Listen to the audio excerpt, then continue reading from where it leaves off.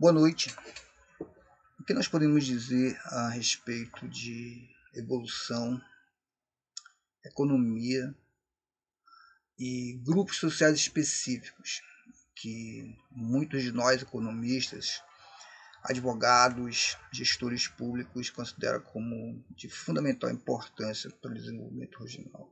Como é que você pode desenvolver um método de coleta de dados, análise e criação de informação correta, adequada para a compreensão da realidade, das realidades que se movem na nossa região e de como um grupo social, seja ele qual for, urbano, rural, no meu caso camponeses, se comporta, qual é a contribuição que eles dão e em que condições e quais são os fatores que promovem, facilitam, que orientam a criação e a recriação constante dessas realidades socioeconômicas, no meu caso, no meu estudo.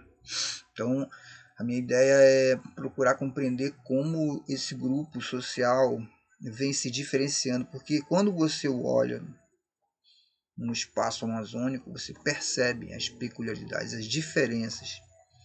E isso envolve vários fatores, tanto materiais, como o ecossistema, o que eu chamo de sistema socioecológico, ou seja, a sociedade interagindo com a natureza num determinado território. Isso ocorre em qualquer lugar. No campo, as pessoas têm que usar os recursos que a sua família possui, em termos de força de trabalho, máquinas, equipamentos, terras, conhecimentos, tecnologias dominadas, sejam elas quais forem, para organizar a produção naquele território e garantir o provimento da alimentação, da possibilidade de existência ser continuada pelaquela família, habitação, transporte, alimentação, roupas, interações sociais que tem que ser feita com escola, igreja, clube, grupo de mulheres, times de futebol, associações de pessoas, de produtores, etc., que existe ali, que cria aquela cultura, que faz aquela sociedade e estando num ecossistema bem específico, como a várzea, como as terras firmes permeadas por lagos, as vicinais de estradas. Então, essa diferença social e ecológica eu chamo de sistema socioecológico. E em cada um deles você observa diferentes modos de produção. Eu não vou dizer que são produtores rurais, nem agricultores familiares. Por quê?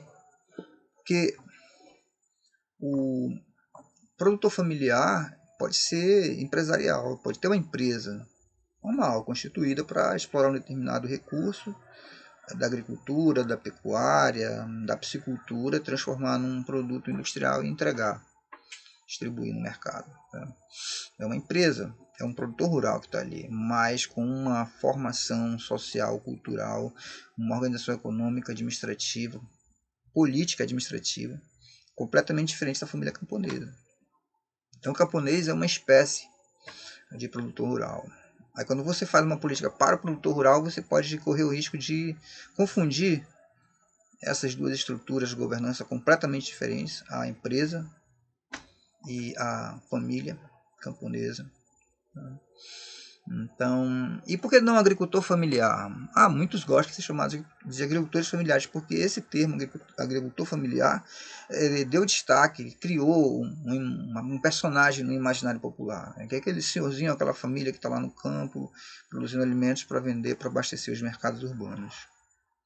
Esse é o agricultor familiar. Porém, no caso amazônico, você tem a mesma família, às vezes a mesma pessoa explorando a agricultura na várzea, na terra firme, o extrativismo, como a castanha, o açaí, fibras, produtos florestais, óleos, essências, etc.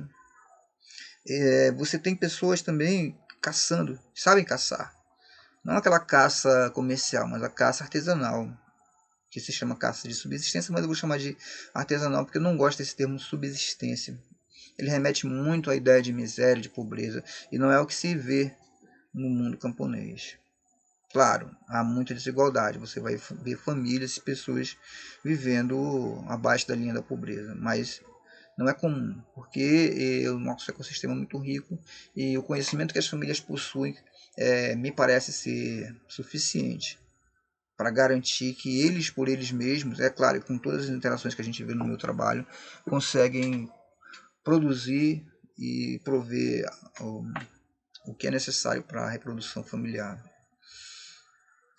que eu chamo de eficiência reprodutiva. Eu não, o professor Francisco Assis, eu peguei o conceito dos trabalhos dele e resolvi aplicar no meu trabalho, porque eu considerei adequado para fazer uma diferença entre o que é empresa, o que é produtor rural empresarial e o que é o produtor rural camponês, né? Que eu chamo de unidade de produção familiar camponesa. Tem propósitos bem diferentes da empresa, por isso não pode ser confundido com ela. E por conta dessa diversidade, eles não fazem só agricultura, eles caçam, pescam, fazem agricultura, fazem extrativismo, vêm para as cidades, trabalham como sazonalmente, voltam para o campo, não perdem a identidade, não perdem seus conhecimentos, suas habilidades, e se diferenciam no espaço. Então o trabalho ele tem, o meu trabalho ele tenta fazer um retrato, tenta fazer um modelo, né, uma forma, um caminho que você pode percorrer, tanto na teoria quanto na pesquisa empírica, indo às comunidades, aos sistemas socioecológicos, como você pode pensar em produzir informação sobre essa dinâmica. O camponês é avesso à tecnologia. Não é. Não é. O camponês é muito capaz de construir uma casa de vegetação muito sofisticada, instalar também na sua propriedade a piscicultura, em caráter artesanal, cultivar plantas medicinais, mapear, fazer o plano de manejo da sua propriedade, extrair essências, produtos florestais não madeireiros. Eles podem se associar em comunidade, criar um arranjo institucional e com isso se beneficiarem mutuamente usando elementos do mercado financeiro, de crédito para obter recursos, obtendo subsídios e repasses por meio de crédito e também tecnologia de agências governamentais das diversas esferas. No campo ambiental é fundamental a atuação do Ministério Público, do Poder Judiciário, no sentido de criar uma jurisprudência específica para o camponês, não confundi-lo com as outras populações que estão no campo. Na regularização fundiária também, a propriedade camponesa muitas vezes está no caráter de posse, então é necessário que você tenha uma política específica de regularização fundiária.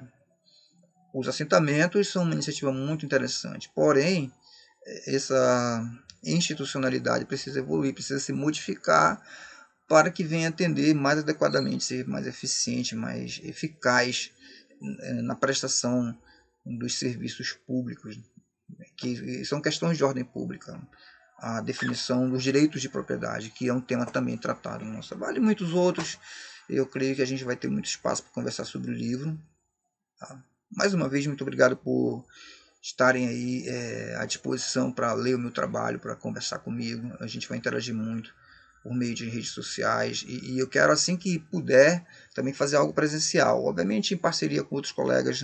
Acho que não cabe a mim dizer verdade sobre os camponeses nem sobre a Amazônia, mas sim trazer as informações que eu produzi e conseguir levar a todos os interessados, debater, para ver se nós conseguimos avançar e difundir uma linha de pensamento que nós consideramos mais adequada para entender o desenvolvimento regional amazônico. Boa noite.